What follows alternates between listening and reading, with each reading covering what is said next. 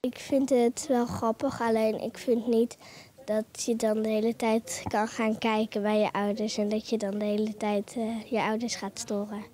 Mejin oče dela od doma in se je domislil, da bi lahko prazno šolsko učilnico izkoristili vsi starši, ki so s svojimi delodajalci povezani preko spleta.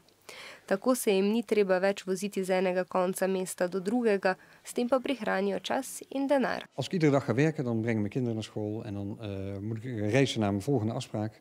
Ik vond het wel heel leuk om bij mijn kinderen te kunnen werken. Praktisch. Je brengt ze naar school en je gaat naar je eigen lokaal eigenlijk. Daar komt het op neer. Za zdaj v razredu dela 12 staršev, ki sabo v šolo prinesejo svoje prenosne računalnike. Med šolskimi urami so starši in otroci popolnoma ločeni, med odmori pa se starši včasih sprehodijo po igrišču.